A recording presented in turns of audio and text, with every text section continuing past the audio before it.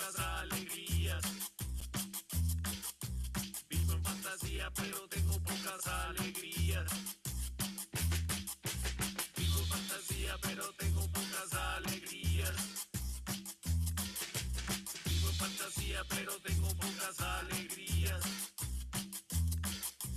Vivo en fantasía, pero Hello, everyone. Buenas tardes a todos. We'll give folks another minute or two before we get going. Vamos a darle pausa un minuto más antes de comenzar hoy. Gracias. fantasía, pero tengo pocas alegrías. Vivo en fantasía, pero tengo pocas alegrías. Vivo en fantasía, pero tengo pocas alegrías.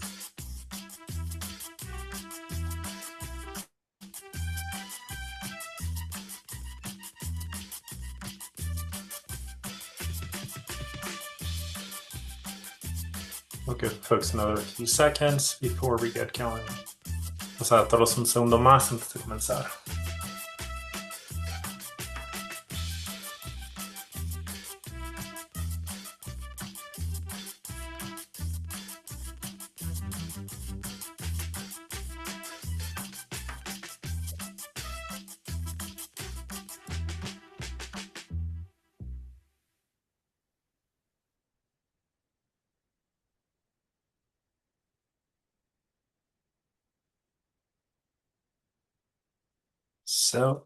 Welcome everyone for today's meeting for the International Border Community. Bienvenidos a todos para nuestra Junta de la Comunidad Fronteriza Internacional. So before we begin, we do want to provide our interpretation instructions. So antes de comenzar, queremos dar las las instrucciones de nuestro sistema de interpretación. So voy a hacer esto primero en español y luego en inglés. So I'll be providing the instructions first in Spanish for the interpretation service and then also in Spanish. So antes de comenzar, para las personas que nos acompañan hoy a través de tableta o iPad o de su teléfono inteligente o smartphone, favor de localizar el menú en la forma de tres puntos en la parte inferior de su pantalla. De ahí pueden seleccionar Language Interpretation o interpretación del lenguaje y enseguida pueden seleccionar su idioma, en este caso el español o Spanish. Para las personas que nos acompañan a través de su computadora o pueden localizar el símbolo de interpretación en forma de globo en la parte inferior de su pantalla. Pueden hacer clic ahí y después elijan su lenguaje en español o Spanish. Ahora voy a dar las instrucciones en inglés. Here are the instructions in English for all those joining us tonight through their tablets or their iPads or through their smartphones. Please locate the menu in the form of three dots on your screen. You can click there, then select Language Interpretation, and then select the language of your choice. In this case, it would be English. If you're joining us through your computer, you can locate the icon in the form of globe for interpretation at the bottom of your screen. You can click there and then select English as your language of choice. So we'll give folks a second to connect and we'll keep moving. So as a reminder, some ways to participate in our meeting today. So one is using that raise hand feature. That is actually going to be really important today because we do have an item that will require a vote. So we will be using that. Oh, Christian, you muted yourself. Yep. There you go. Sorry. Yeah, sorry. I'll go back. So we are going to be using the raise hand feature as a way to gather votes for an item that we'll have on our agenda today. So as a reminder, please locate that item. If you do have questions or issues with that, then we can help you figure out where that might be on your Zoom today. So moving on to our agenda. So we have a couple items, presentations from a number of teams. We're doing our welcome right now, and then we'll move into a conversation of a potential community supported project. We'll have a presentation on direct sources and warehouses as an update and also next steps. And then we'll have a presentation from Lauren and our team here on community resources. And then we also then have a presentation from one of our own CSE members as well. So Mariano's going to be giving us a little presentation on some analysis tools that he'll be previewing us. And he mentioned those at our previous meeting in person. So really excited to see that. And then that'll move us to closing remarks and adjournment. So with that, we'll move into a roll call. As a reminder, our roll call is a way that we are able to then track folks that participate in the meetings, and then making sure that then we are able to then distribute stipends and make sure that folks are being paid for their time and participation. So with that, Breeze, I'm going to pass it over to you to lead us through roll call. Thanks, Christian. All right. Hi, everyone. Good afternoon. I'm going to start roll call, and we'll start with Christopher Roberts, Elsa Escalante, Guadalupe Gómez,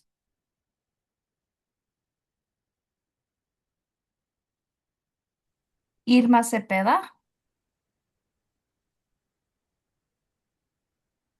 Janet Gaitán,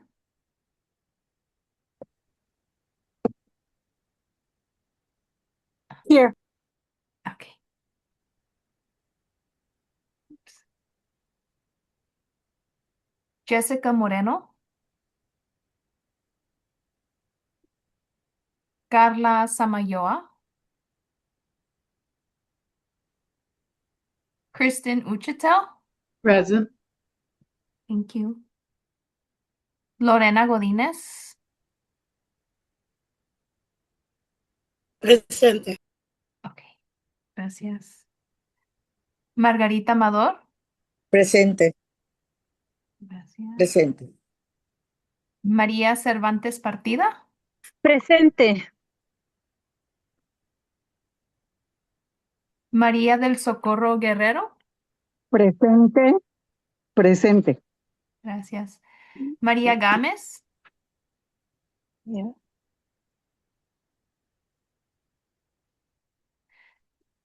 Mariano Muñoz, Present. Marisela Telles, Presente. Presente. gracias. Maritza Gerardo Chavarín, Olga Espinosa, Penelope Jenny Quintana, Present. thank you. Rosa Isela Ruiz, Sam Sanford,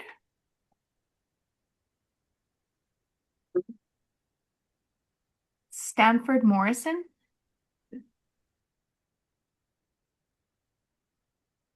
Trinidad Herrera,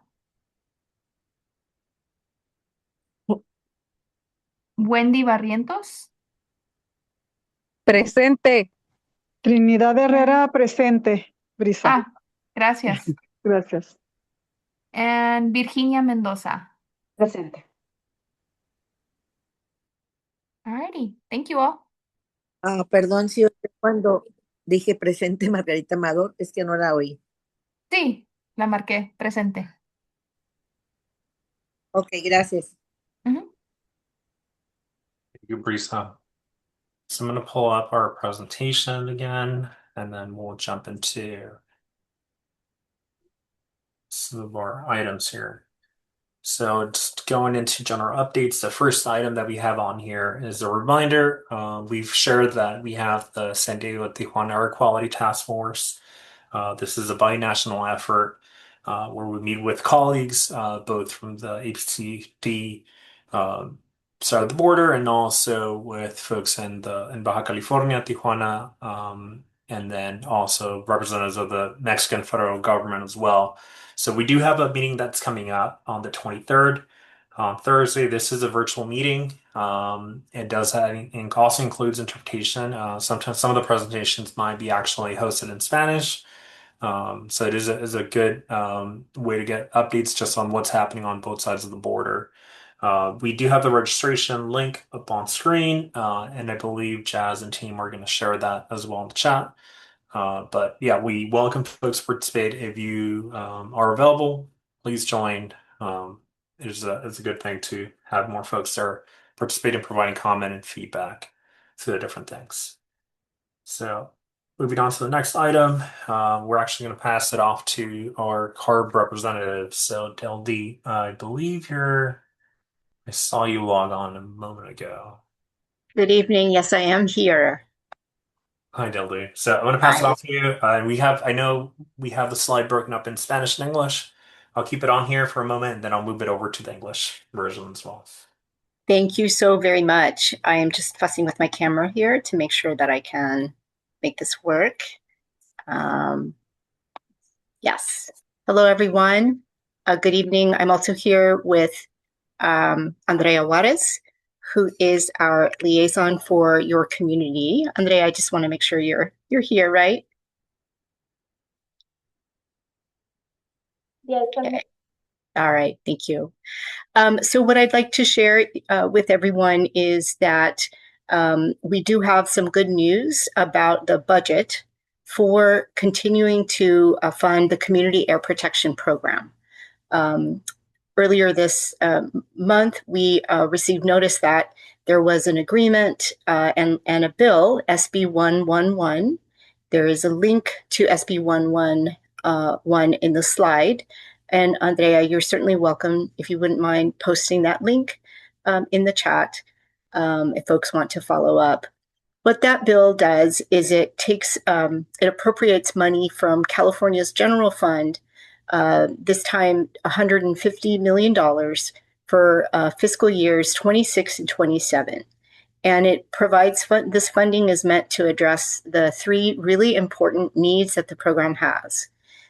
Funds for continued grants to communities, funds for air districts to implement the strategies in the community emission reduction programs, in other words, your CERPs, and then funds for the districts to operate the programs, their salaries, but it's also, very importantly, funding for monitoring efforts, for implementing the community air monitoring plans, also for supporting community steering committees with things like facilitation, translation, all of those things that help the process.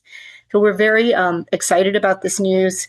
As I said, it comes from the general fund, which is the most stable source of funds there is in the California legislature. It is less than we received last year, and you can see the numbers. For example, the biggest reduction is in the incentives fund. Mostly in general, in years past, we've gotten between 200 up to 200 million. This time we're getting 92.5 million. However, there are still ongoing conversations in the legislature about how the greenhouse gas reduction fund will be used to address all kinds of needs in the state of California, including community air protection. We don't know at this point how that will work out. It's very likely that it will take the rest of the legislative session for there to be agreements made. So that is what I wanted to share with you all. We also have another link there to our frequently asked questions about the program budget. Thank you, Thank you, everyone. You bet. And Domingo, I think you were going to jump in and provide just some other information. Yes, thank you. Thank you very much, Deldy, for that update. And I just wanted to share that, as Deldy mentioned, this is a secure source of funding. However, we are still hoping to see how the funding continues to support the program in years moving forward.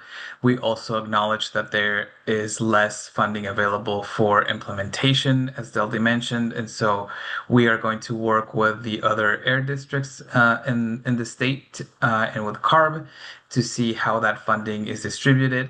In the meantime, I just want to reassure everybody that the district is fully committed to you all and to this program. And if we need to make any adjustments to make sure that we can continue to implement the program at whatever scale we can, depending on the funding that's available to us, we will do that in close collaboration with you all.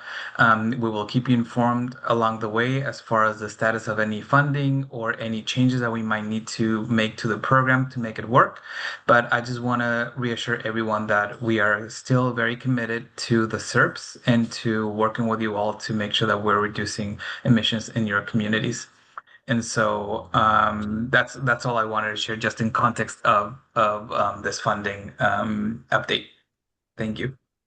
Thank you, Domingo. And I believe, Deldy, I don't know if you have your contact info in the chat, I'm happy to but I think put that in the chat. I will awesome. do that. Thank you, Deldy. And I know Andrea, I think, is also here with her team. So, folks, do you have any other questions? Either, I think feel free to reach out directly to Deldy, Andrea, Domingo, or the facilitation team here. And I believe Jazz added the links to the bill, to SB 111, and then I think the other relevant links as well. But if folks have any questions or comments, please reach out. More than happy to either direct those questions or answer if possible. Thank you, folks. So moving on to our first agenda item. So as I noted, we do have an item where we're going to be actually it's a follow-up to the presentation that we had in person at CASA. So we are going to have Kevin provide us a presentation, and then as part of the presentation, we'll have an item for discussion and vote. So we'll get there. We'll provide some instructions when we get to that point of the agenda. But Kevin, I'm going to pass it over to you, and then we'll go through this. Sounds good. Thank you, Christian. And please let me know, my internet connection might be a little unstable. So let me know if there's any issues with audio or anything like that. Audio's good, video's good. So if anything, you could always go off camera if the bandwidth's a little bit low, but your camera's good right now. Great. Okay. Well, hey, good evening, everybody. Buenas tardes. We're going to be going over a community identified project plan regarding a community circulator, zero emission community circulator for the San Ysidro community. Inspired by the San Ysidro Jitney, which there's a picture up on the screen right now. Next slide, please. So as far as the topics I'll be covering here, we'll be talking about what the rationale is for this project, why we think it's a good idea to move forward with this, and why it is deserving of incentive funding.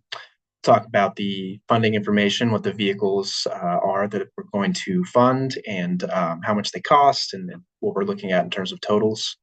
We'll talk about the requirements for the participant, in this case, Casa Familiar, who will be administering this project. What some of the criteria that they'll have to follow is for this project to move forward. We'll, of course, have time for any clarifying questions ahead of taking a vote on whether the community supports moving forward with this project plan. Next slide, please. So to start out with, the goal for this project is to fund the purchase of 2 zero-emission vehicles, which Casa Familiar will own and use as neighborhood shuttles. On the opening slide, you saw there was a map on the screen with some proposed stops. I'll have that map up again in a moment. But the motivation here, there's kind of 3 main branches to it. So one, investing, and Domingo alluded to this a moment ago, we're continuing to invest AB617 project funds in the international border communities. This is another way for us to continue achieving cleaner air with the funding that we have available. We're also implementing the SERP strategies that were outlined a couple of years ago when that SERP was published, including reducing vehicle emissions as well as improving the mobility for residents in San Ysidro. And finally, finding ways to be creative with our incentive funding. Those of you that have listened to my presentations in the past know there's these general categories of projects that are straightforward for us to fund, things like truck replacements, things like charging stations. But there are really great projects that don't fit neatly into those buckets. And so we want to continue to find ways to allow the community to come to us with ideas, with plans like this that may not fit neatly into the project categories, but are still highly beneficial. So as far as the benefits that we expect to see from this project, of course, cleaner air, operating zero-emission vehicles, is reducing emissions broadly, a safe mode of transportation for residents in the community, as well as progress towards electrification as we continue to try to get more clean vehicles onto the road to replace older, higher polluting vehicles. Next slide, please. So the 2 vehicles that Casa Familiar has identified are the Volkswagen ID Buzz and the Ford E-Transit Shuttle. The Volkswagen Buzz will fit up to 7 passengers, costing $70,000. Again, fully zero emission, both of these. The 4D Transit is $125,000, fully ADA accessible. So number of passengers is kind of up in the air. I put 12 on here, but different models have different number of passengers, and it's going to depend on the final configuration. So especially, you know, with the wheelchair accessibility, that's going to take up some part of the van. But I think when I checked earlier, Katsa told me that I think 6 or 7 passengers, including the wheelchair itself. So we want to be sure we have an ADA accessible vehicle as well for this program. So that's, yeah, so those 2 vehicles, and then along with some vehicle wrapping and community branding to make the vehicles look nice and decorated, it's going to be another $7,000. Brings us to a total of $202,000. So, you know, pretty in line with something like a truck replacement. So not a super expensive project by any means. Next slide, please. So the scope of the project and then some of the requirements that Casa Familiar must follow, they have to operate and maintain these vehicles for a minimum of 3 years, and they'll have to report project data back to us annually. Things like number of riders, number of miles that the vehicles travel. Essentially, we have to report back to CARB how we're spending these project funds and how they're achieving emission reductions. And so in turn, we'll have to ask for some information from Casa Familiar moving forward. And here's that route map again with, I know the font's a little bit small, but some labels as far as where those stops will be in San Ysidro. And these, of course, were developed in consultation with community members, including some of the steering committee members that are here tonight. So, so my hope is that this was a very community-centered development process for this project plan. This is kind of the end of the presentation. I didn't want to rehash too much of the information that was presented a couple months ago, but certainly open to questions or any kind of clarifying points that anybody needs before we go to a vote. So I'll pause here and see if anybody needs to ask any questions to understand better the scope of the project. So I'll pause here. Thank you, Kevin. So I'm looking at the chat and see if there's any raised hands. So if anyone does have a question for Kevin, anything that could be clarified as part of the scope, please feel free to raise your hand or add your comment or question in the chat as well.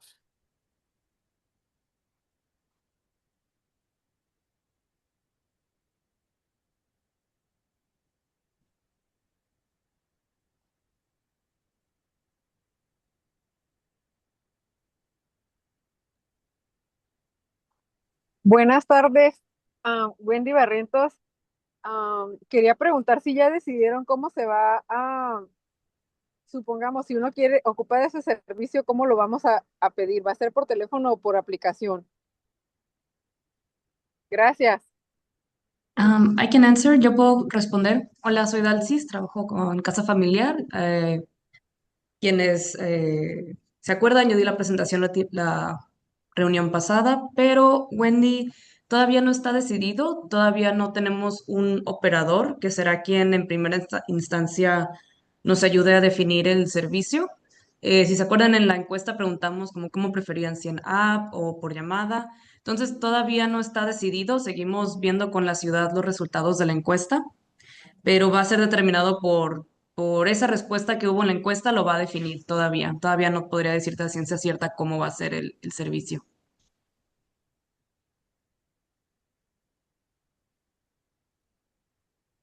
Thank you, Dalsis. So let's see if there are any other questions or comments for either Kevin or Dalsis.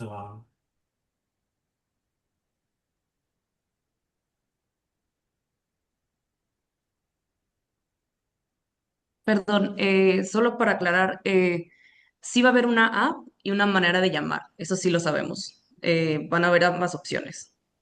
Okay, so that there are multiple options. One or Sí.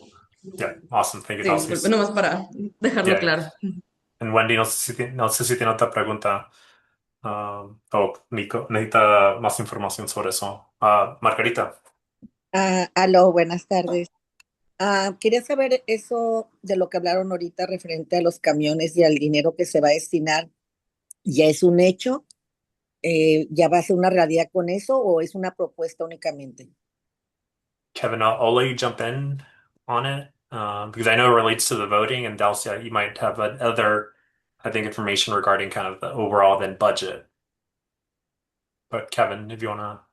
Yeah, so the question was if we actually have the funds available to move forward as soon as CASA is ready to make the purchase. And Margarita, I think more the question, Kevin, I think how I interpreted was whether the project is a reality, if it's going to happen regardless of whether the motion happens or not, Ah, or the vote, but gotcha. No, Exacto. the project plan actually does need to have community support in order for CARB to approve it. That's kind of one of the main criteria for the community identified projects, which is what this falls under. Yeah, one of the requirements for CARB to approve us moving forward with this project is us demonstrating that the community supports this project. And so the way that we plan to demonstrate that to CARB is through this vote that we're planning to take this evening. Margarita, no sé si tiene más comentarios o preguntas. Ok, sí, entendí lo que respondió, que la comunidad es la que lo va a decidir y es por medio de votaciones. Yeah. So, So for this next section, and Kevin, I don't know if, I mean, I'll wait and see. I know we'll talk through the voting right now. So, Margarita, so we are going to be going through a next or a voting process in a moment. Once we kind of wrap up this section of the agenda, and essentially to all CSC members, either a primary or alternate, ask for your vote for either approval, denial, or abstain in terms of then the funding being approved as a CSC. So that is literally going to happen in the next like minute or two, Margarita, once we wrap up with questions and comments. And no rush on if you have Sí, more questions, please feel free. sí, y entiendo que este dinero que se está dando para esto específicamente no se está tomando de otros proyectos que afecten la calidad del aire, ¿verdad? No sé si me explicas. So the funds come from the incentive programs project funds. So there's the implementation grant, and then there's the incentives grant. So that's coming from the incentive side of things. So the same funds that go towards projects like charging stations, like truck replacements, off-road equipment replacements, things like that, it would be coming from the same bucket of funding as those funds. Hopefully that answers the question, but let me know if that's still confusing.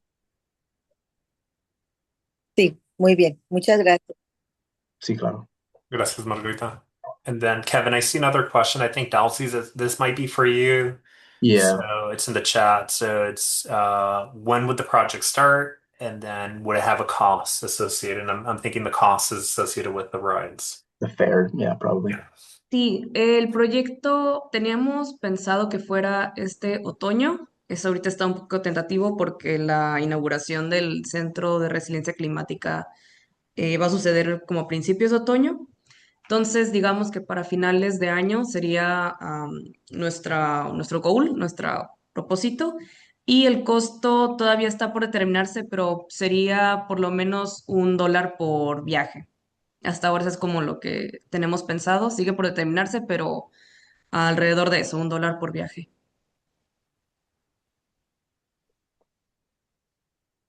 And I'll add to that, like I mentioned, part of this part of this process is getting approval from CARB for this project plan. We have one existing community identified project in the Portside community. I was not part of the incentives team when that was approved, so I don't have a good sense for how long that process is. I've been told by CARB it shouldn't take very long for them to review the project plan. But the point being that getting these funds to Casa Familiar for this project is dependent on getting all the approvals from CARB, and so that's going to be another effect on how quickly this service can start.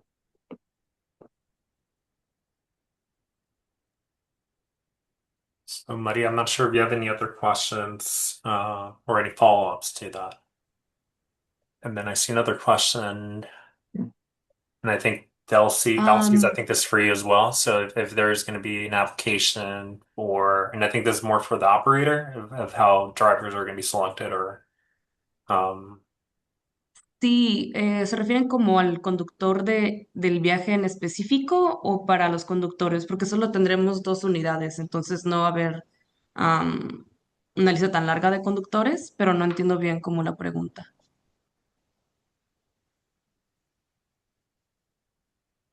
and Maria Guerrero, no sé si quieres agregar más, pero and Delcy's, I'm seeing it as the actual driver of the vehicle. Well, los conductores de los vehículos primero van a ser a través del operador con el que elijamos trabajar. Eh, Sí, y si aprueban los fondos para este proyecto, entonces podremos comprar las unidades y pensar como que este proyecto pueda desarrollar empleos también para dentro de la comunidad, que eventualmente no sean conductores de la compañía operadora, sino que puedan ser conductores que contratemos directamente y que empiece a ser como un proyecto más comunitario y no necesite terceros. No sé si eso responde a la pregunta.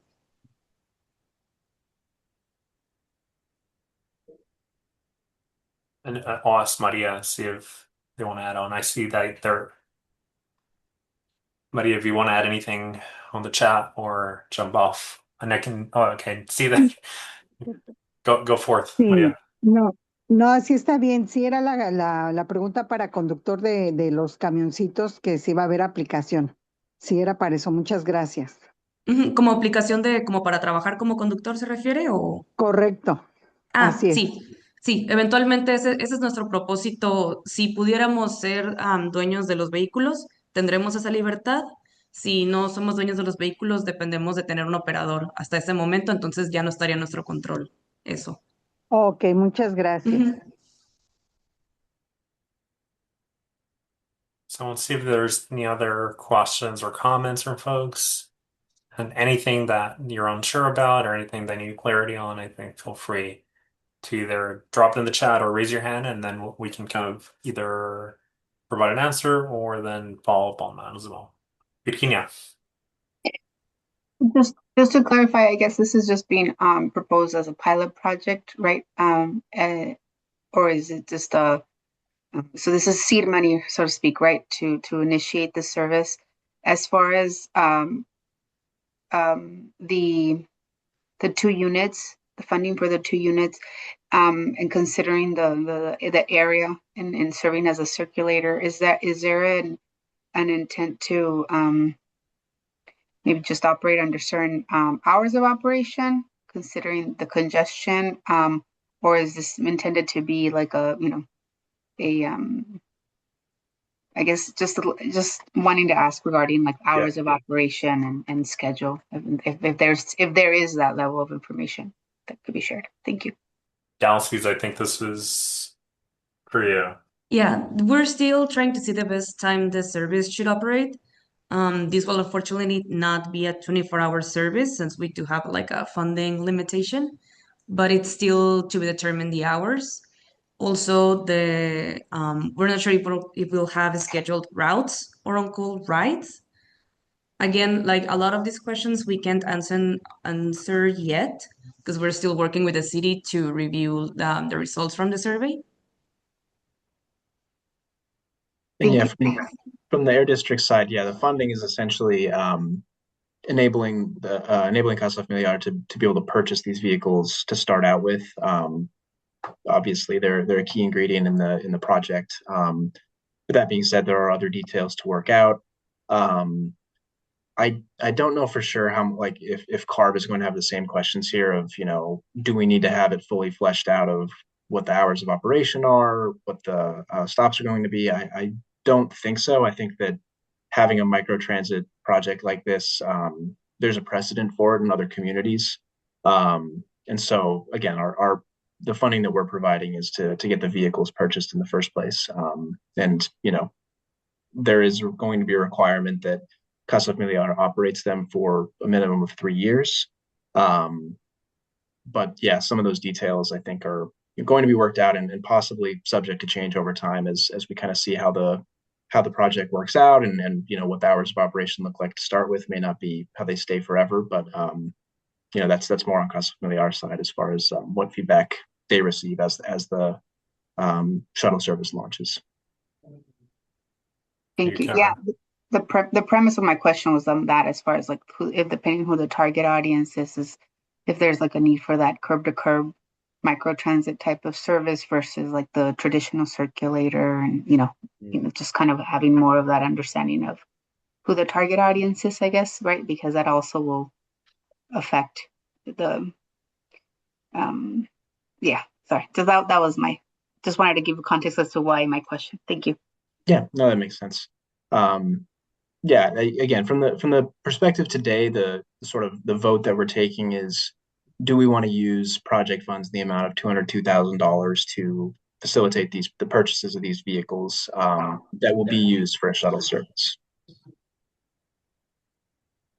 And to add to that context, this project was born out of a lot of community engagement where we saw a lot of needs for transit, for last rides, for just transit in this very small area of San Ysidro, which is not very friendly with parking and other issues. So it was born out of those concerns from the community. And then I see a hand from Mariano. Yeah, I was curious if there was any effort to reach out maybe to like the previous private operators that used to run buses around San Ysidro in the past, just to get their feedback and see what kind of problems might potentially arise. Yeah, that's a good point. It was way before my time, I gotta say, so I'm not sure who was the operator. It's a good idea, so I will circle it back with the team to see if we can find who was doing that previous effort, because it was kind of like early 2000s, kind of Yeah. way back.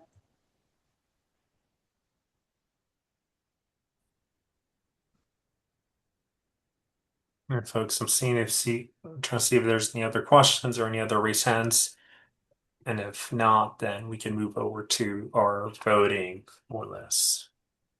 So I'll give folks another second or two.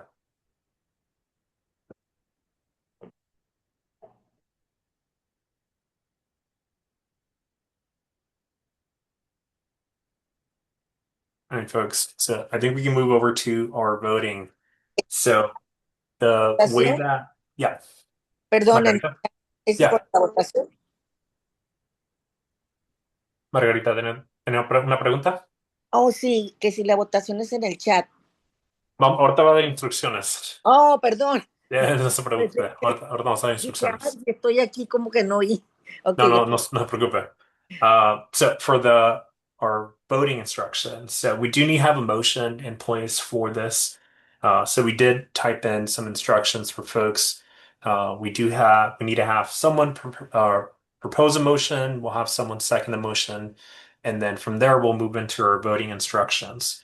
So the voting instructions are that each CSE member who is present gets one vote. It's either going to be the primary or the alternative. So both of them are present. We would have the primary vote. If your primary is not present, then the alternate. So there are three different ways you can vote. You can vote to approve the funds, you can vote to deny the funds, or you can abstain. By abstaining means that you're not voting for either to approve or deny, and you'll rather not vote. So what we're going to do is we're going to ask folks to raise their hands. If you're not able to raise your hand, please add just something in the chat, letting us know how you're voting. So we'll start off with the motion. So I want to see if someone wants to make a motion to move this to a vote. I think And Margarita had her hand raised. yeah, Margarita. Sí. ¿Tenía pregunta, Margarita? Oh, no.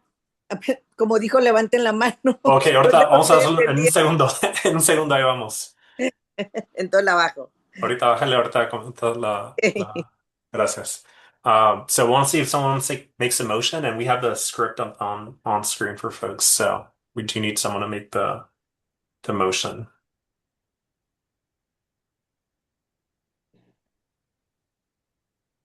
I can make it. I, Penelope Quintana, CSC member, support moving forward with submitting this project plan to the California Air Resources Board for approval. Can I get a second?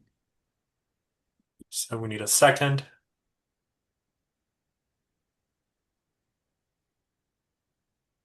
And I think Mariano has his hand up. So Mariano, is that a second? I can second it. Thank you. Thank you, Mariano. So we'll move to our vote. So we are going to ask those folks that want to move forward with approving the funds for this project to raise their hand or note it in the chat. And our team is going to be tracking those on the back end. We'll give folks a few seconds to either raise their hand or add it in the chat if you're unable to raise your hand. And as a reminder, this is for all CSC members. If you're a primary, if you're an alternate without your primary, then you're also able to vote. And then we do have a vote on chat as well from Idema. We're approving.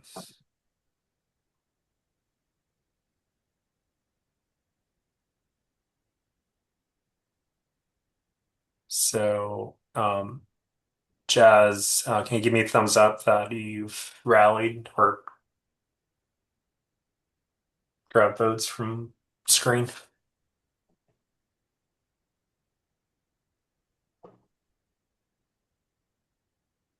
And I'm also seeing Wendy. Trinidad as well. And Jazz, I'll wait for your note once you're ready to go.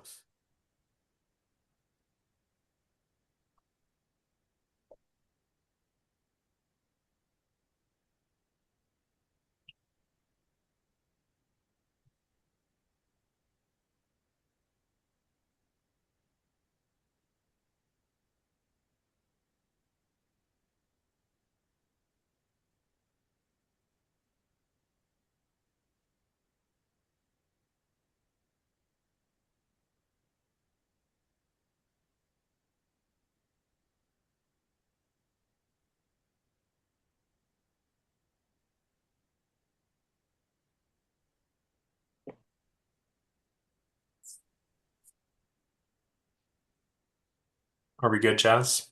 We're just missing one person. Maria And I Guerrero. see, okay. And I see Janet. Yep. Maria Guerrero.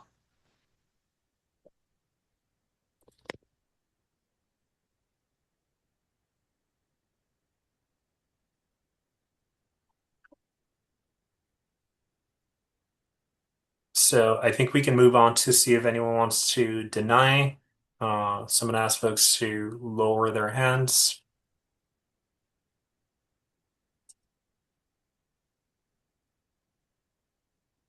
So anyone that would love or would like to deny the approval of the funds,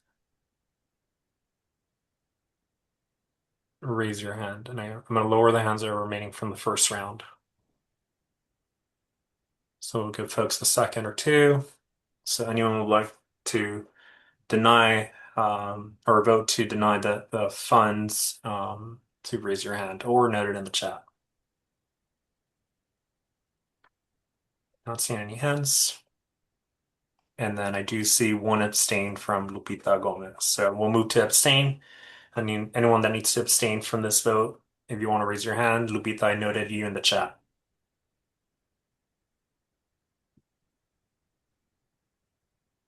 Not seeing anyone else. So Jazz, if you can give me the count.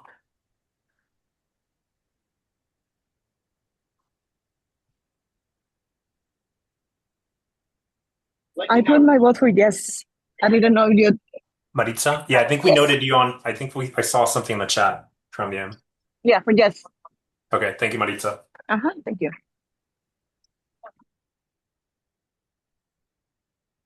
And Jazz, if you have We count. have 11 yes, I, and 1 abstain. And 1 abstain. Okay, so I think the motion approves. So Kevin, I think with that we have a motion and an approval for the funding on behalf of the CSC. Great. Okay. Kevin, I think we'll hear back from you and from Delcy, I think, with updates on next steps. Exactly. Yeah. So just briefly, the next step now will be for me to set up a scoping meeting with CARB so we can go through the project plan, see if there's any final information that we need to request from Casa Familiar or anything like that to finalize the project plan. And then Christian, just from Kearns and West, just getting the final vote tally to include in the project. Yeah, we're tracking that, so we'll send that along, and I think that'll be included in the meeting summary as well for folks, especially for folks who are not present, so they can see what the motion was, and then the voting record as well. Great. Okay. Well, either myself or Shalem, who's on vacation right now, will update everybody as we continue to move this forward. But yeah, thank you everybody for your attention, for your votes. Appreciate it. Thank you. So we'll move on with our agenda. So we have a presentation on indirect sources warehousing. So a little bit of an update and next steps. So I believe we have Mike and Kevin. I don't know if you're going to double duty as for this presentation. You're getting a lot of me tonight, yeah. So Mike, are you starting off? Yes, thank you, Christian. I'll kick it off and then pass it over to Kevin a couple slides in. Sounds good. So I'm gonna move us. Perfect. And thank you everyone for giving us some time tonight. We've come before the group a few times in the past to kind of update you on the work that our team has been doing related to indirect sources and warehouses. So wanted to circle back with you to provide some updates on the latest activities and next steps going forward. If you can move to the next slide, please. So just briefly, what we're going to touch on today, I'll provide kind of a high-level background of indirect source work related to warehouses. As I've said, we've come to this group before and had conversations on that. So just a quick refresher on some of the work that has led up to this. A brief recap of our recommendations and the action that our board took at the April and May meetings. And then I will pass it on to Kevin, who will talk about kind of the next steps in that process based on the direction we got from our board related to incentives for transport refrigeration units, trucks, and some potential emission reduction expectations that we have for those projects. And then we'll finish with some kind of estimated timeline and milestones and some time for feedback and questions from the team, from the group as well. So next slide, please. So first, I want to provide some quick background on the research that our staff conducted on this topic. And like I said, most of this we covered in pretty substantial detail at the March steering committee meeting. And there's been a few meetings prior to that we've discussed, along the way. Over the course of the last several years, staff has analyzed the potential of regulating indirect sources at warehouses and distribution centers throughout San Diego County while engaging with stakeholders in the community throughout the process. Through these efforts, the results have been the development of 3 key reports shown here on the screen. And if you want to access those reports, you can scan the QR code there or visit our website under our warehouse working group page to read those in details. And like I said, we've presented on the outcomes of each of those documents previously in this group.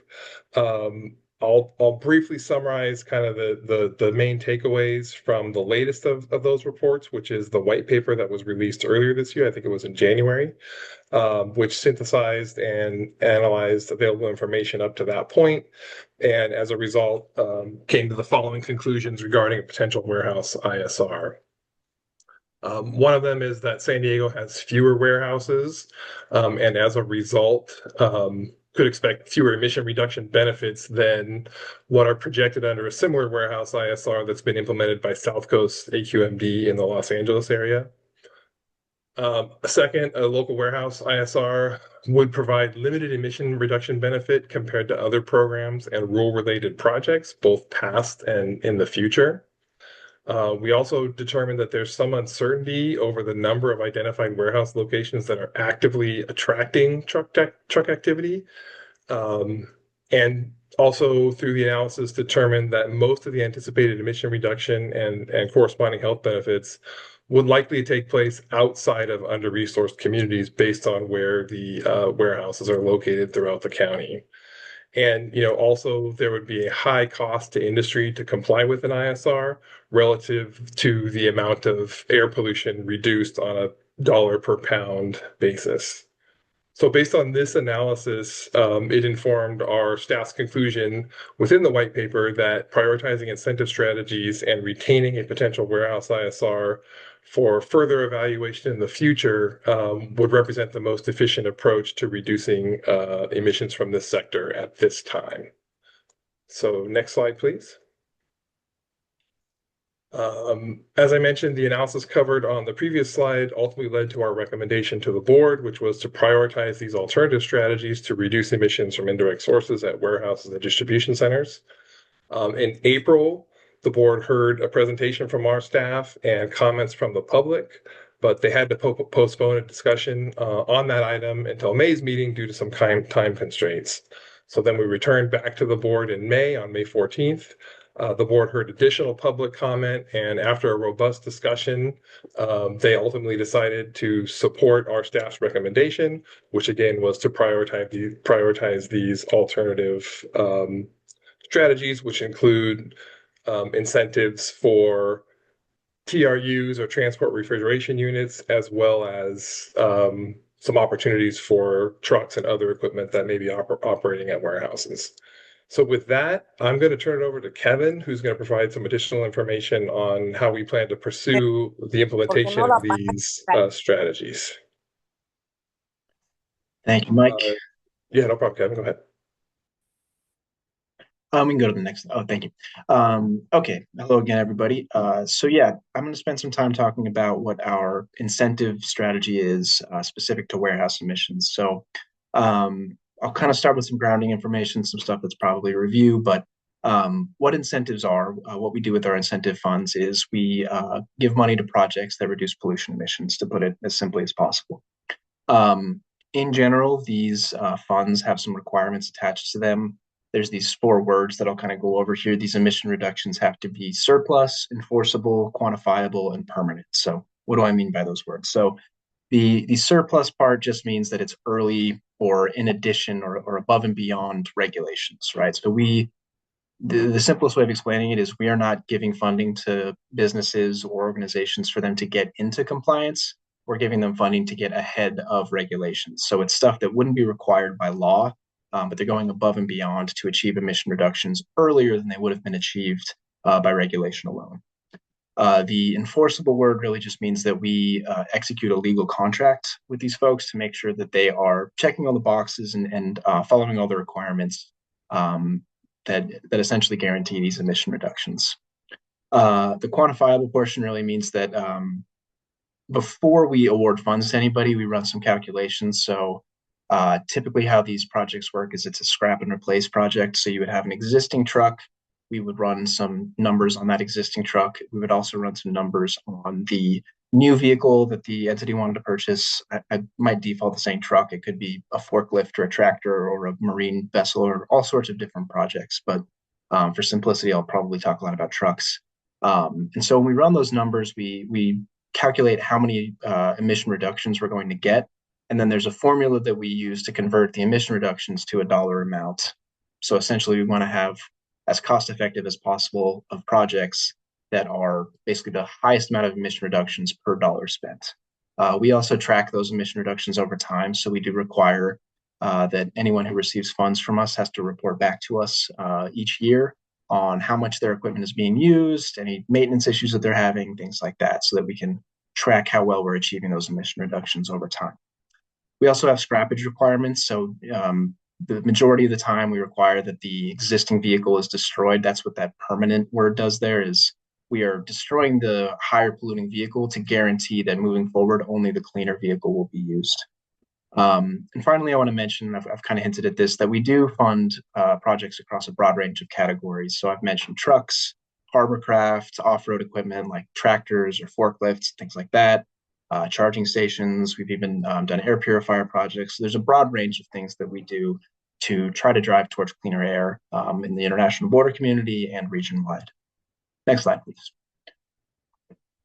So as we talk about warehouses, I'm going to zoom in on two specific project categories, one of them being transport refrigeration units, or TRUs.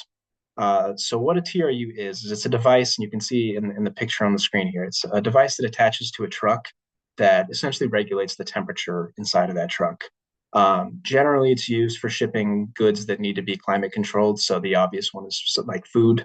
So fruits and vegetables can't get too hot while they're being shipped or they'll spoil. Medicine's another good example, has to be kept at certain temperatures. So these are very useful devices, but at the same time, they can be a source of pretty substantial pollution emissions. The estimate that I'll cite here is that a typical TRU operating for 1 hour is equivalent to a heavy-duty truck driving 60 miles per hour for 1 hour. So these are fairly substantial emissions that we could target here.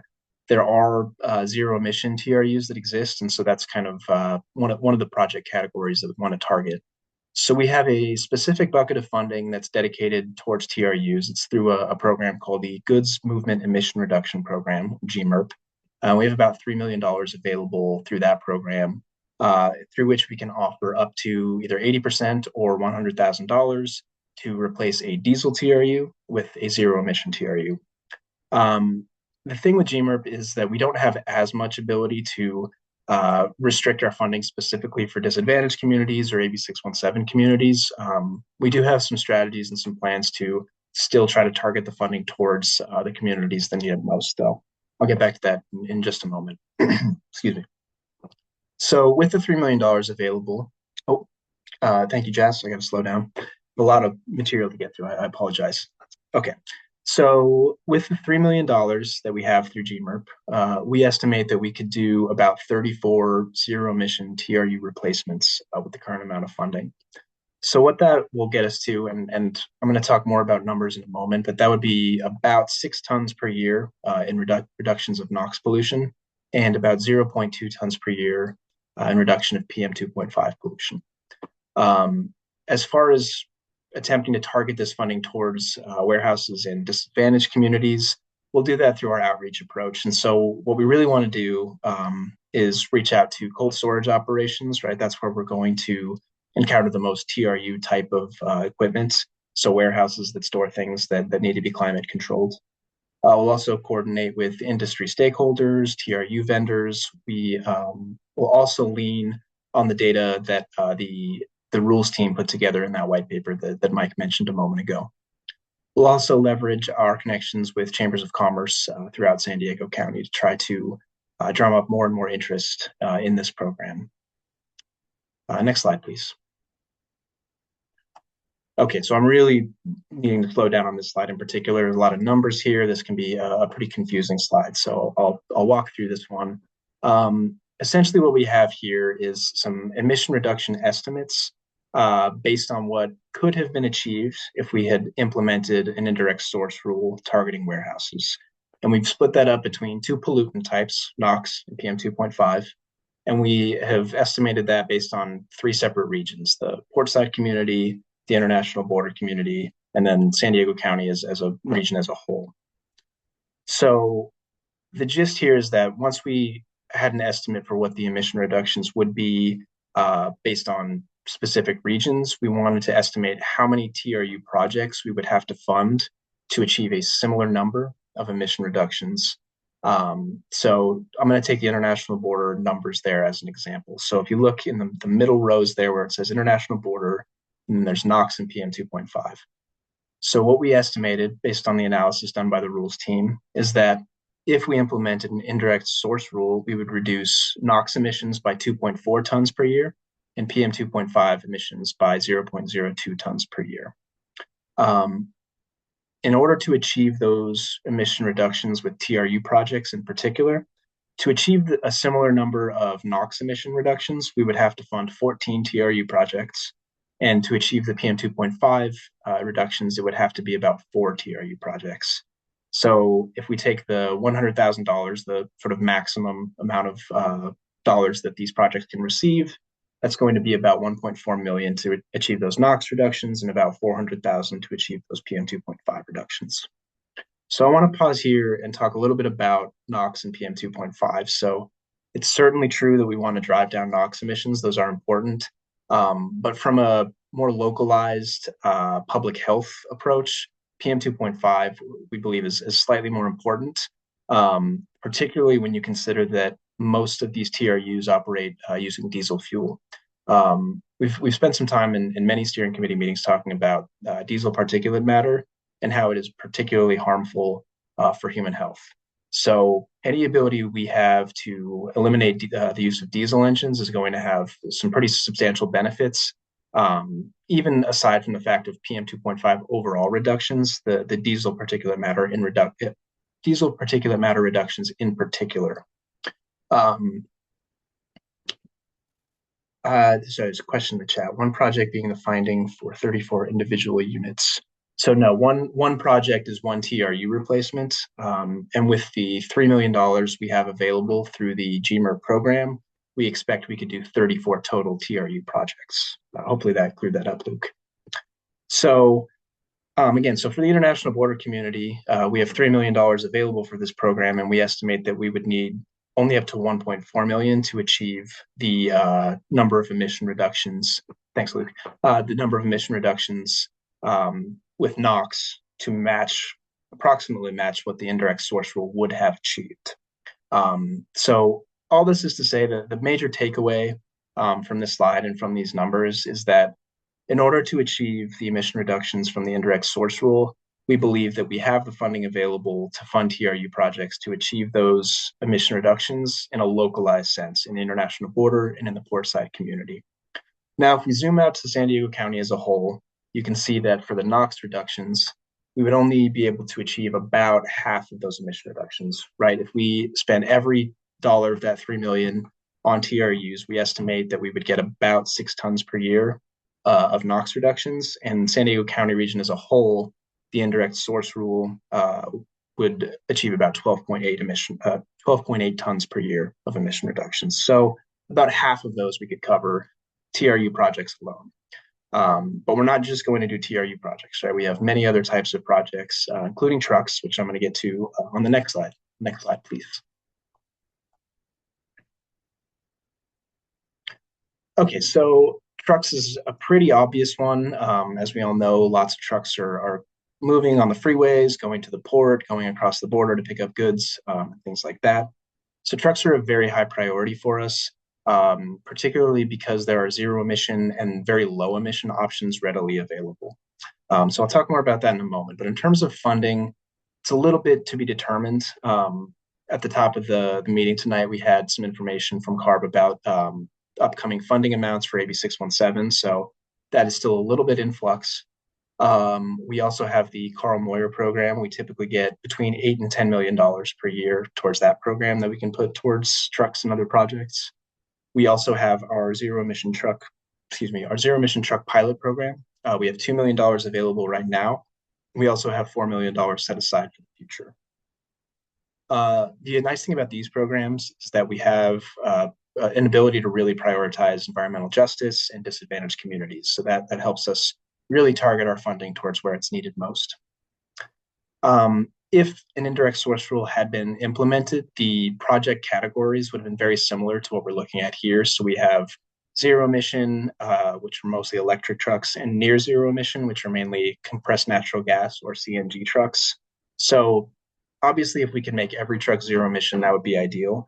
But the technology is still developing and the access to charging is still a barrier for certain businesses, certain organizations. So we recognize that these CNG trucks can be a really good intermediate step that can achieve really important emission reductions, particularly when you consider that CNG trucks do not use diesel at all.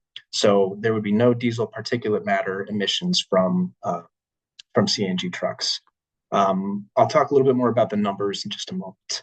One of the other project categories that we could fund through an ISR would be electric vehicle support equipment infrastructure, aka charging stations, as well as off-road warehouse equipment. So again, we're open to all sorts of different types of project categories that can achieve emission reductions.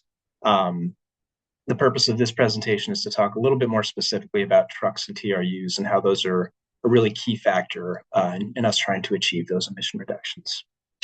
As far as outreach, it would be very similar to our TRU approach. We want to get in touch with the folks that have operations that relate to warehouses. So we would go to the same sorts of entities, whether it's chambers of commerce, whether it's industry stakeholders, people like that have the ability to enter into these projects, clean up their equipment, clean up their fleets, and get emission reductions in the process. Next slide, please. Okay, so we have another table here. It's very similar to the last one. Again, I'll slow down here and talk through some of the numbers.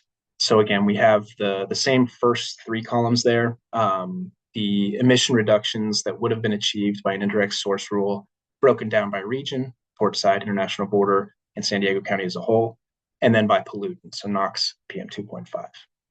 So again, if we look at the international border rows for NOx and PM 2.5, it's the same overall numbers that an indirect source rule would have achieved, 2.4 tons per year of NOx reductions and 0.02 tons per year of PM 2.5 reductions.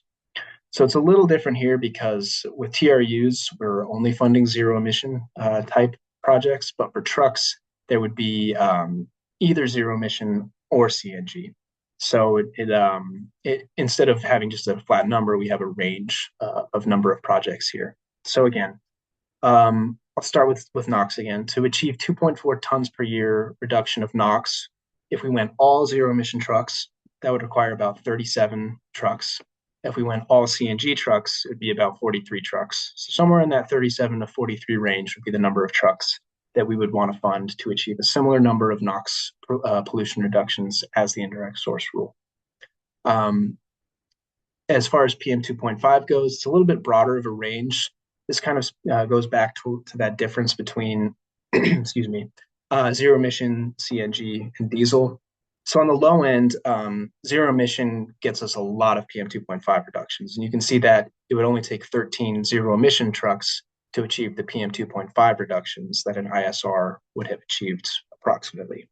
On the CNG side, it's up to 43 trucks.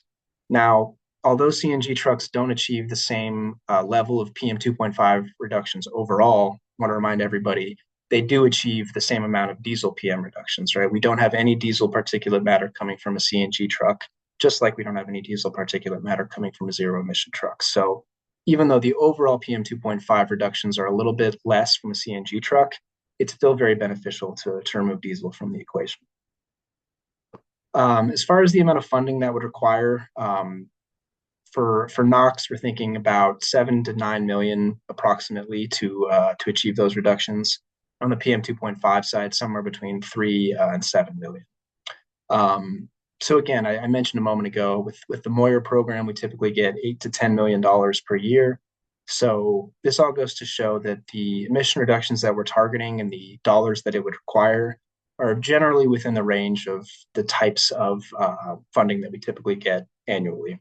So we think this is a very realistic approach to try to achieve those same emission reductions, particularly for the communities portside and international border. Again, when you zoom out to San Diego County as a whole, you see much, much larger numbers, much broader range, all the way up to about 48.5 million of NOx. So again, a higher number that would probably require, a few years worth of truck projects. And I'll talk more about the timeline in a couple of slides, but I did want to highlight that, yes, we see that those are bigger numbers. We're hopeful that, we have a lot of momentum when it comes to trucks, a lot of interest in turning over truck fleets, both to zero emission and CNG. We also have several truck charging projects that we hope will be coming online in the coming years that will make it even more doable for folks to start switching over their fleets to fully zero emission. So more to come and more updates to come in this space, but did want to get some numbers out to everybody for a little bit of understanding of what the plan is here to tackle the warehouse emission side of things. Next slide, please. Some of the key takeaways here.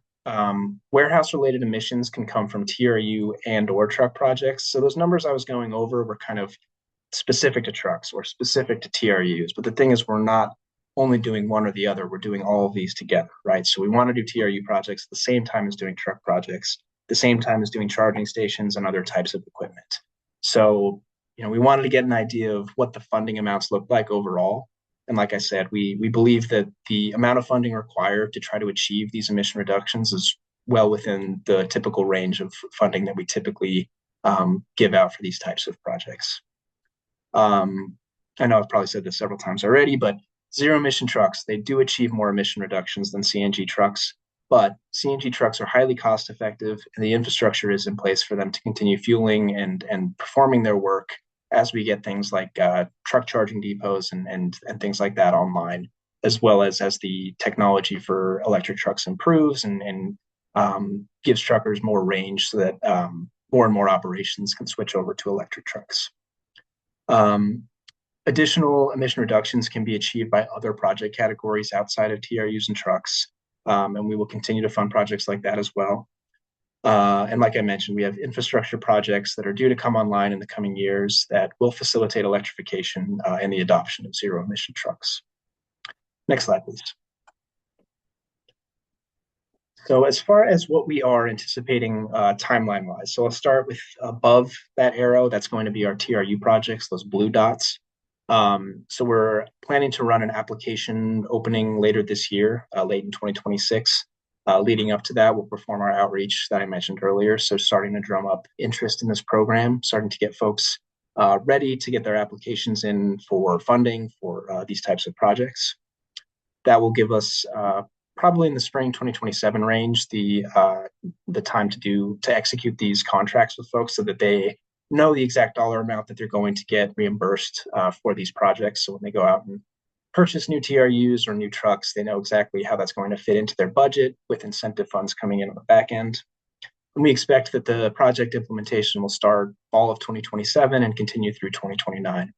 The reason that window is so broad, 2 years there, is if you imagine you have a truck fleet, you have, let's say, 30 trucks, you're not going to replace all 30 at once. You have trucks kind of going in and out on jobs. And so you might do one or two at a time, or you take those out of rotation, replace them, get the new trucks in, and then kind of repeat that process. So it does take time to turn over these fleets. As far as trucks, we plan to have the application period with our normal Clean Air for All solicitation that typically occurs in the spring. You may remember I usually do a presentation ahead of that, describing what the priorities are going to be, getting feedback from the community to see if there's anything that you all want us to prioritize as we perform our outreach for that, as well as review the applications. So that'll lead us to contract execution fall 2027 through winter 2028. That's usually a much bigger crop of applications that we have to process, and that does take a little bit more time for my staff and myself to process. And so that'll lead us to project implementation late 2028 through 2029 and beyond. So I want to acknowledge, yes, that's a couple years from now. That being said, comparing it to the indirect source rule for warehouses, that process, we would have anticipated that full implementation of that rule would have been no sooner than 2031. So the incentives approach here, even though it's not lightning fast by any means, we still believe it's a much quicker timeline to achieve these emission reductions relative to what the indirect source rule would have achieved. So that's the general plan here. If we go to the next slide. So we're open to feedback. What we presented today is our upcoming plan for specifically targeting warehouses. So if anybody has questions or ideas, suggestions, things that we should consider or prioritize outside of TRUs and trucks, please feel free to raise your hand. Let me know if you have questions. Mike and I will be here for questions if anybody has any. Thank you all.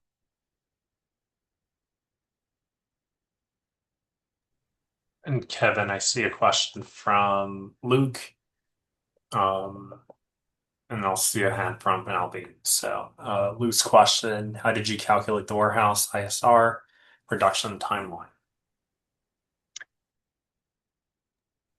I can attempt to take a crack at that one, and I may ask Randy from our staff who worked on the rule to kind of help if I get that wrong. But essentially what we did was look at projected implementation of a rule on two different timeframes. I think it was 2028 and 2032, and estimated what we thought those emission reductions from a rule would be based on, the Sandag truck data that we analyzed, all the things that we've talked about previously related to ISR, to sort of come up with what we thought those emission reductions would be based on those timelines. So at a high level, I think that gets to the question. I don't know, Randy, if there's anything else that you want to add there, or if you need to correct what I said, or Luke, if that gets to what you were looking for.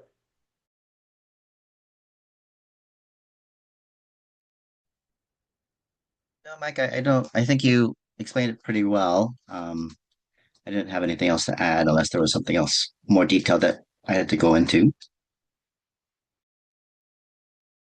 So, Luke, I don't know if you have a follow-up on that. And if not, we'll Yeah, go to Wayne. Yeah. I don't know if you can hear me. Yes. Oh, great. Yeah, it was just a matter of understanding how the individual truck trips would have been tracked over that time. I mean, I guess my question was actually quite granular, but you answered it for the most part. Yeah, appreciate it.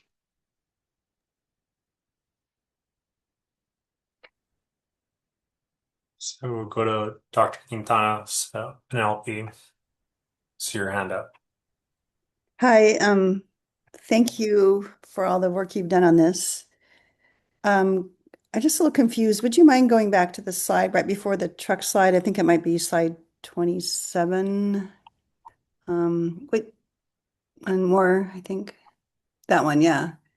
So I'm just making sure I understand the relationship between this slide and the truck side. So that we're saying that to spend 1.4 million to reduce NOx, let's say, it would have the same effect in reducing NOx as spending a larger amount on trucks. Is that what? It's a good question. The forward two slides, is that what that says? It's more like they're independent from one another, right? So it's separate funding buckets, it's separate project types. So to achieve 2.4 tons per year of NOx reductions, say, Yeah. if we did that exclusively with TRU projects, it would be about $1.4 million to fund 14 TRU projects. And if we did it exclusively with the truck, it would cost more, right? Is that what I got from the next slide? Yeah. Like 6 million or something, I forget. Yeah, it depends on how many are zero emission, how many are CNG. Yeah, somewhere in the 7 to 9 million range. And the thing with, a little bit of context there, trucks are a little bit easier in terms of, there's more trucks. There's more opportunity to do truck replacement projects. So they're not as cost effective from this NOx standpoint here. But, there's truck fleets all over the place. And so there's a lot of ability. And so that's why I wanted to emphasize that we're not doing one or the other. And it's not like if we spend the 1.4 million on TRUs, we're going to say, okay, we're done. It's, we're going to do both and we're going to continue to try to achieve and go above and beyond. But we really wanted to get the point across that from a funding standpoint, we feel like the goals that we would have had in the ISR are doable with the funding that we have through incentives. And Kevin, just to add on that, there's a couple other dynamics that play into that. One is, TRU engines over the course of time have not fallen under as much regulatory scrutiny as trucks have, and so trucks have gotten cleaner. Diesel trucks have gotten cleaner, while TRUs have not been cleaned up as much. CARB is working on some regulations to try to advance the ball on TRU. So TRUs are dirtier, and they typically run more, right? A lot of these TRUs are running 24/7, whereas trucks, typically run, whatever the normal shift is there. And so I think that's one of the dynamics why you can achieve some additional reductions or more reductions with less dollars when you're targeting TRUs versus trucks. TRUs also are not as expensive to turn over as trucks are. So I think that's one one of the factors that you see in the difference there. And like Kevin said, what we're hoping to do is this sort of hybrid approach where, yes, let's spend the funding that we have on TRUs while also trying to target some additional funding towards trucks. And just for context on the truck side, you see the number here, ranging anywhere from 37 to 43 trucks. Last year, as part of our incentive program for projects that were completed in calendar year 2025, we did right in that neighborhood, somewhere around 40 trucks that were completed during the last calendar year through our grant programs. Majority of those were CNG trucks. There were a handful of zero emission trucks there, but that's, that number is not, out of the range of possibility for what we would typically do kind of in an average year. Obviously, there's different circumstances that come into play from year to year, but just wanted to kind of provide that context about the number of truck projects that we completed last year. Okay, thank you. I was making sure I was understanding the table correctly at this time of day. I'm not real quick. Yeah, But thank you. also, I guess the other thing about the table is that it's just a quick question is when you say you look at it for the international border community in terms of emissions, I'm not so much used to thinking in emissions like you guys are. I'm thinking these are just emissions for that area, for some geographical area that you drew, right? Like the border Yeah. community or Portside or the county. Correct, yeah. But there seems to be not as much incorporation into the current way of doing it as to look at reductions in people's exposure because oxides of nitrogen or NOx tend to fall off quite quickly from roadways, as you know, and black carbon a little less quickly, but still more quickly, and then PM 2.5 less quickly still. So I'm just curious if you've thought about incorporating, modeling people's actual reduction to the emissions at all, or is that just beyond the scope of all this stuff? This is a good enough proxy. It's a good question. I don't think and I'd have to ask Nick and Randy. Maybe you have the answer to that. I don't think we took into account exposure so much as the emissions. And our thought process there would be, if we can get rid of these emissions ahead of time, or right at the source where we're swapping out for cleaner equipment, then the exposure question is answered as well, right? If the emissions don't happen, the exposure doesn't happen. That was, I think, the general logic. But no, I mean, it's a good point, and it's always, important to consider where these emissions go, right? They don't stay right where they're emitted from. And so, continuing to target the emissions themselves is our focus. And yeah, Kevin, I think that's right. And I'll just add to that, as part of the district-wide strategic plan that was approved earlier this year, there is one kind of objective that we have in there that sort of gets to what you're referring to, Dr. Quintana, about like, hey, how can we better link the emission reductions that we achieve from the incentive programs to corresponding health outcomes? And so that is something that we're going to be researching and looking at here over the coming years to try to see if we can, as we present the outcomes of these projects, not only present them in these pounds per dollar spent emission reduction numbers, but also trying to connect that to, hey, what does that really mean in health outcomes? So that's on our radar screen and something that we're going to try to be working on over the course of the next coming years. Thank you so much. So I do want to see if there's any other questions, and Kevin, I'm going to move us to that slide again. So any questions, ideas, and I do see that there's a note, I think, from Mariano about doing a tour. Mariano, I don't know if you want to share more on that. And that might be a little bit separate from this, Kevin, but I think just another education opportunity. Yeah, I missed that comment during the presentation, but yeah, it looks like Amazon offers in-person tours of the warehouses in Otay, so that could be really interesting. Getting a better understanding of what those operations look like and how many trucks are coming in and out, and even an opportunity for getting in touch with them and saying, hey, can we start turning over some of these trucks that come here to cleaner alternatives? So that's a great post. Thank you, Mariano. Yeah, I think it's a good idea. And I know our team, Randy and others, I think did do some site visits at Amazon and some other warehouses as part of their ISR effort. But the idea of having that public tour, I think, is a really cool idea. I didn't even know they offered that. So thanks for tracking that down. Yeah, and Lauren, I know that you're on here, so I think we'll note that action. I think potentially that's something that we can talk through maybe as an optional CSC meeting itself, or something that we can take up as a group. Yeah, sounds good. Thank you.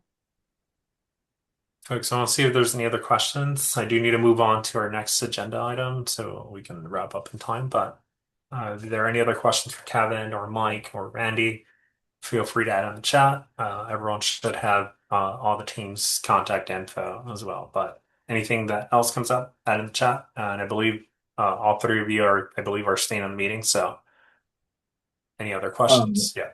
Yeah, I'll stick around for a few minutes. And then, Christian, one other thing, since we're talking about Otay, I don't have the information handy. I'll put it in the chat, but there is a truck event tomorrow where my staff and I will be in attendance. So anybody in the truck space, if you have questions and want to come chat, we will be there. Like I said, I'll get the info into the chat in just a minute. Thank you, Kevin. Thank you. All right, folks. We'll move on to our next item. Lauren, swipe up on screen, so pass it over to you. Thank you. Yeah, I am going to quickly present a lot less technical presentation, so you all can relax a little bit, but on community resources. So these are free and rebate programs available to improve air quality. So some of these are funded through those same kind of channels that Kevin was talking about in terms of the larger umbrella of incentive funds. So we just wanted to share these. I'm not going to go into too much detail, but just kind of to give you all more of a general idea that there are all these programs that exist out there. You can apply for them. A lot of them are completely free, and they help you to improve air quality in your household and in your community. So we can do the next slide.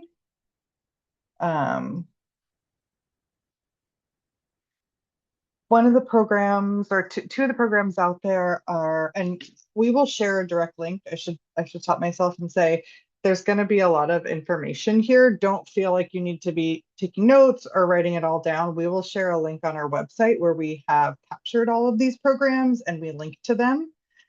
So you can kind of sit back and listen right now. We do have the QR codes here just in case you see something that catches your eye you want to look up right now. But in general, we will be sharing a link to our website, our community resources page on our website, and it has all this information. So you know. So there are a couple of programs. Thank you, Jazz. I see that Jazz just posted that in the chat. That offer air purifiers. So you all are familiar with the Air Day program. If you're a community steering committee member, you would have received one. Right now, it is currently paused, and this is a program that provides free air purifiers to people in specific zip codes in San Diego. It's looking to be reinstated in fall 2026.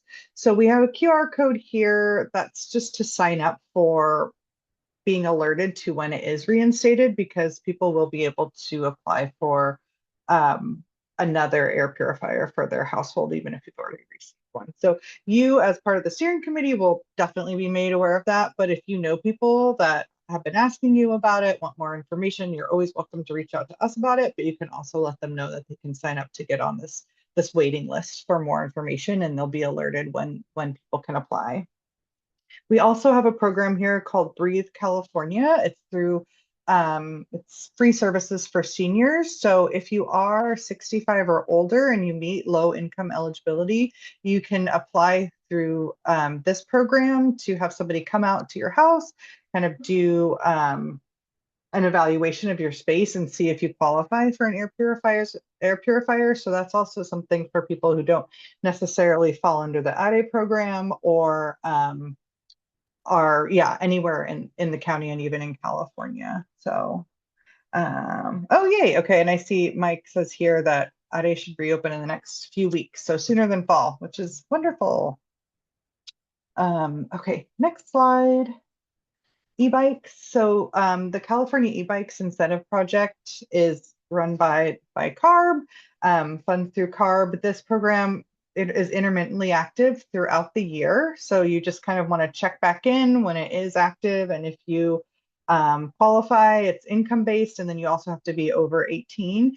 You apply online and you can get incentives to buy, to switch and get an e-bike. which is really awesome. So that kind of reminds me, a number of these programs, they may be available now, they may not be available now. Some of them have certain windows of availability throughout the year. So it's kind of one of those things where you just have to check back in. If I do share something that you're interested in, look into that program, because most of them have those email lists that you can sign up for, and they'll alert you when they become active, and then you'll know, okay, now's my time to apply.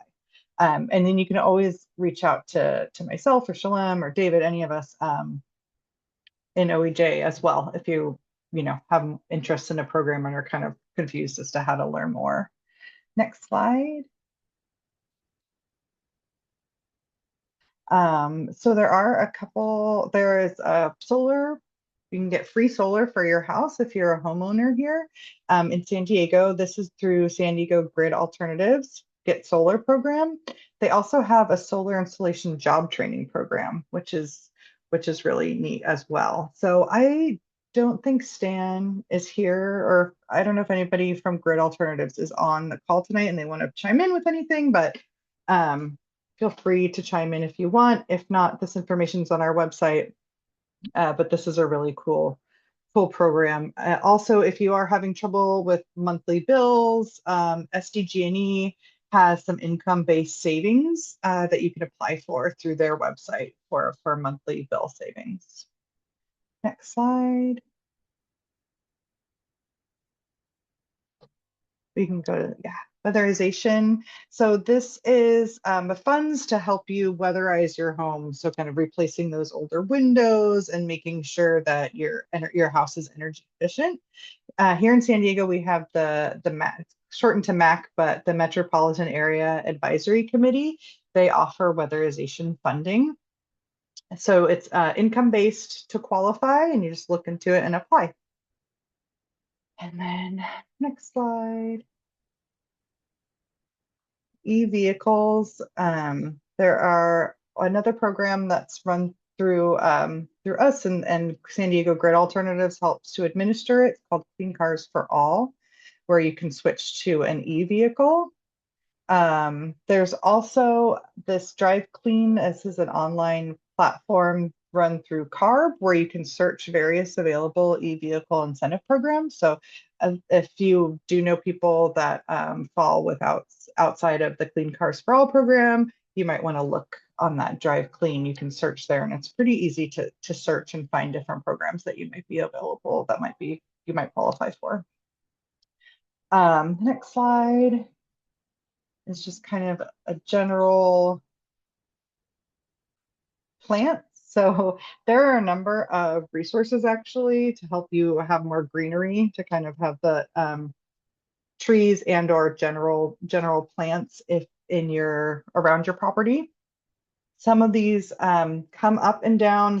They're pretty zip code dependent, but one right now that is throughout San Diego, California, are the seed libraries through the City of San Diego seed libraries. The county also has them as well. And then Tree San Diego offers trees through their Leafing Our Legacy program. So these are pretty easy to just go to their website, sign up for them to get more information if you're interested, to help create that green barrier around your house. And these are free programs as well. Next slide. And then just kind of some helpful websites here. Access Clean California, that's a platform where you can search various clean transportation programs that are available from time to time. The Energy Star platform, where you can find Energy Star products where you might get free or incentives to go and get more energy efficient appliances for your house. And then the Department of Community Services and Development, they have a number of energy efficiency services available and programs that you can search there based on your zip code and eligibility. And I see a question here from Mariano. Do the solar programs include the new plug-in balcony solar solutions that we've had in California? I think that will pass soon. I cannot speak to that. I don't know, Mariano. I'm sorry. If somebody is here from Grid Alternatives and can speak to that, that would be great. From what I have seen online, it's currently the kind of standard, what you're used to seeing in terms of people having it applied to the roof of their house. And that was all the information I could find online about where it is now. But in the future, maybe once that bill does pass, then those would be funded as well through incentives. So check back in. I can also reach out to Stan and follow up with you, Mariano. That's a great question. And then also some of the San Diego Grid Alternatives and other programs, they do provide funding for infrastructure for charging. So if you wanted to get an e-bike or an e-vehicle, you don't have a charging setup in your house, they also cover that as well. So don't let that be a hindrance. Still look into those programs. Next slide.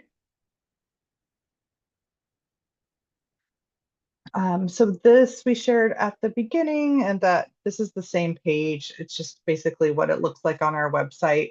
All these links to more information on these community resources. It's that community resources webpage. Next slide. Always community resource, if you're having an air quality concern, please report it.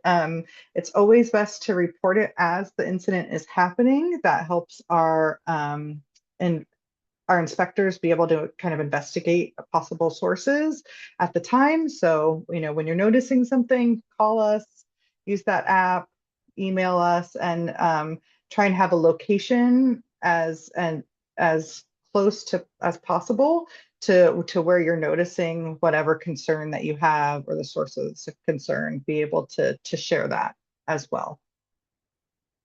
Next slide. And then always a resource for all of us is to share your voice, which you all are doing an excellent job of attending this meeting and being part of the community steering committee.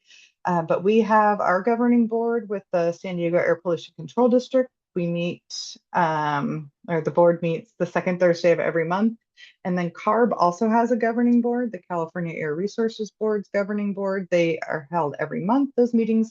Both of these meetings are in person and virtual, so you can always attend online to share your input, which we really appreciate. I know a number of people attended the last board meeting and shared their thoughts and their views. A lot of the boards are influential in how these incentive funds are adopted and spent. So if you do value these programs, it's really important that you share your voice and let them know that as well. So that was kind of, like I shared, a lot of different information, but very general.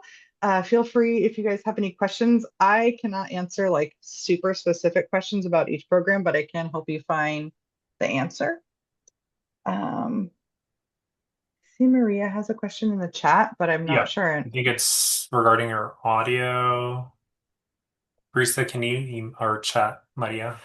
Just want to make sure if it's not the interpretation.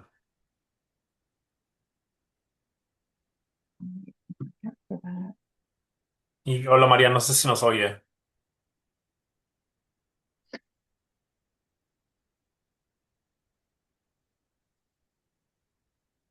I And think then it might have been Maria, but yeah.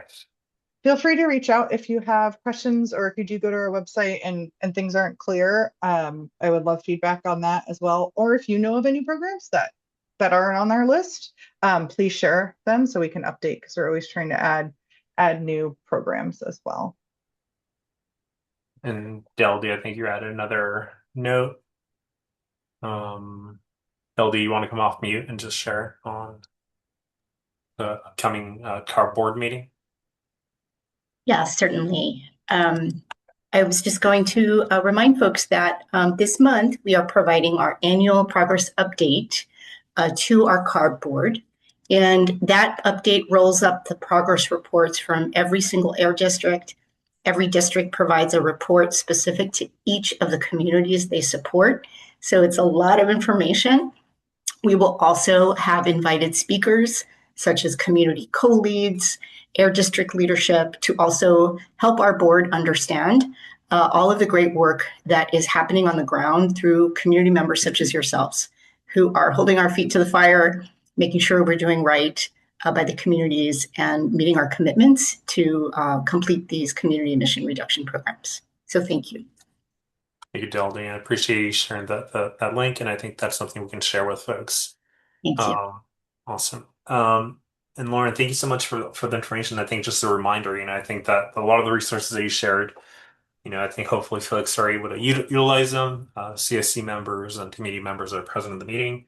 But these are also resources for the broader community. So I think a lot of times we're asking for, if your neighbors, family that lives in the community is in need of any of these resources, for you to share that information. Or if they have questions, I think, Lauren and staff are always available to respond and answer any of these questions. If it might be a program that another city or an agency hosts, we're more than happy to make that connection and get you in touch with the right person that might be able to answer that question. But just as a reminder, feel free to share this information with folks. And yeah, I think that is a primary take there.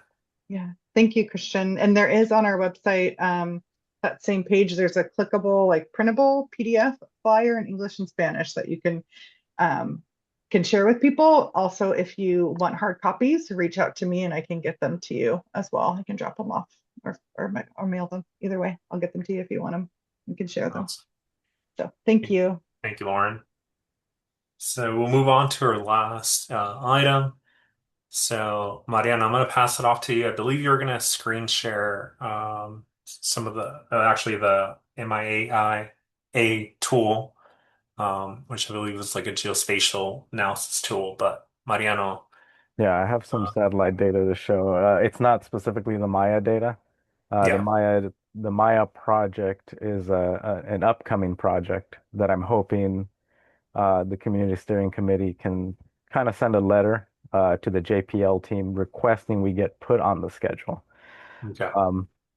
So yeah, if I could share my desktop. Yeah, I'll stop sharing. And Mariana, I think to that item, I think that's something that we can table. It's an agenda item. Okay. And we can bring it up as a voting item as well, I think, to then get a letter of support. Yeah, so I think that's definitely something we can do. that would be great. Let us know the timing, I guess, because I know that, and we'll come into the item in a moment, but just our next meeting is not till September. So if it has to happen, It doesn't have to happen quickly. The launch was delayed, unfortunately, but to get on the schedule, we do have to let them know that it's not just me interested, but the community. Yeah, that makes sense. And you should be able to share screen. Okay. There we go. Screen. Don't know if the right screen is going to come up.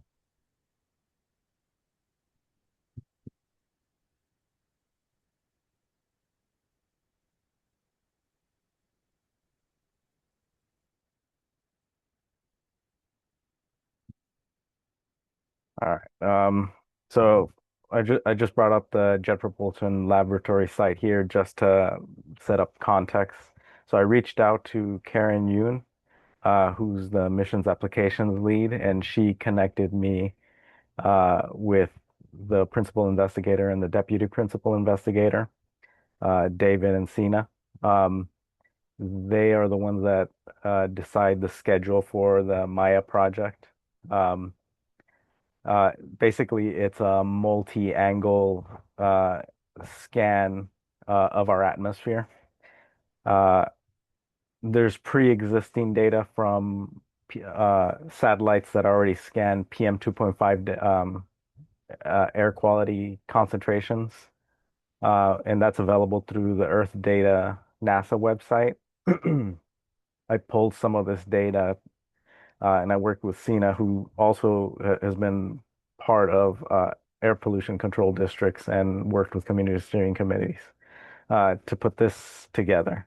So this is built off of pre-existing PM 2.5 concentration data. This is an annual average of the concentrations that are available. So you can see this is from 2010. You can kind of scan through. It's not a high resolution dashboard, but this can be approved upon by downloading additional raster data from the Earth Data website. So this is just kind of an example of what we have available to us now. More recent data is controlled, so we have to apply for that. Uh, but my hope is that if we can apply for that data, um, we can cross-reference that with maybe existing sample data that SDAPCD has to both support and supplement the existing findings. Potentially find consistent sources that come up on a regular basis versus occasional hotspots. It would help us differentiate. Much of this is 1 kilometer resolution. So you can kind of see how it changes annually. But we would be able to go over this at a higher resolution if we get additional data. Um, so there is a potential research project using existing historical data. But the difference with the new Maya project is it can actually tell what kind of particles are there, different types of black carbon versus other types of particulate matter. So getting on the schedule is important, and we're competing with LA County and San Francisco because as the satellite passes over, the multi-angle head can only scan specific regions at a time. When I talked with David, he seemed very open to giving us a window of about a month, um, once a month. So we would get that data and then we would be able to, start incorporating that into our investigations. Um, yeah, so, and this is also would be a great research project for maybe potential students. I don't know if Jenny has students that are interested since this is somewhat publicly available. I'm still new with working with this type of data, but as you can see, you can zoom in and actually see the concentration. So each one of these grid dots is essentially 1 square kilometer.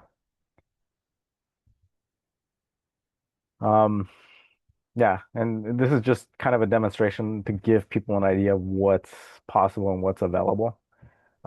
This would be further enhanced by the Maya scans, and that probably won't happen till the end of the year. But we have to get on the schedule and we have to ask formally. But like I said, they're very open. I was able to talk to them directly, hop on a Zoom call. And so, yeah, I'm hoping the community steering committee and everybody can kind of back me. Yeah. And I think, Mariana, I think that is I think that's definitely something we could definitely table, I think, as an action item in terms of getting a letter of support for the CSC, in terms of requesting or advocating, I think, for then the selection of the community and I would say the kind of APCD region as a priority for the Maya project. And then Dr. Quintana, I see a note or the chat, I think just noting, and I'll read it off. Yes, the student project seems great. And then just noting, well, Mariano, amazing to see the air pollution from space, especially what kind of air pollution it is. Yeah, and I think this definitely, I mean, it's moving into that, like the more information we have, and kind of community science as well in terms of leveraging this information and resources. But Mariano, I think we'll follow up, I think, regarding that timing and then bring it up as a potential action item for a vote for a letter of support. Great. I want to see if anyone has any questions for Mariano regarding this process and then potentially the letter of support.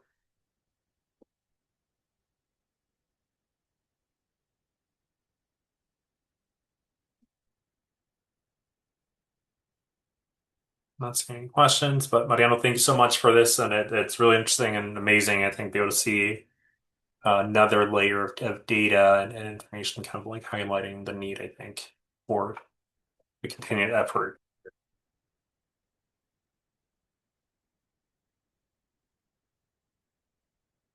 So moving on, and thank you, Mariano, again, to our next note. And I think, Mariano, as I noted, our next meeting, and for folks, we are not going to be meeting in August. As a reminder, we're on a one off, one on schedule. So our next meeting would be on September 16th. We're still coordinating whether that meeting is going to be in person or not, but we'll follow up with more information on that ahead of that meeting. And then we would also not be meeting in October, and then we would regroup in November. We will send more information on that ahead of that meeting. And then with that, that actually takes us to the end of our meeting today. I want to see if anyone else has any other questions, any other comments they'd like to share, or announcements of things that are happening. Do feel free to jump in, raise your hand, or add any information in the chat.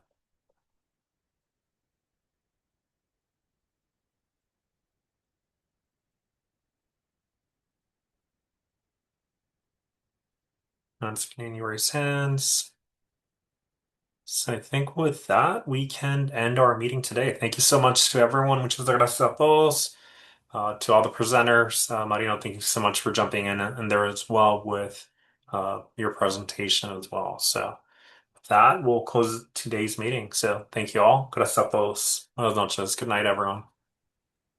Gracias. Gracias. Buenas noches. Good night, everybody. Gracias, bye bye.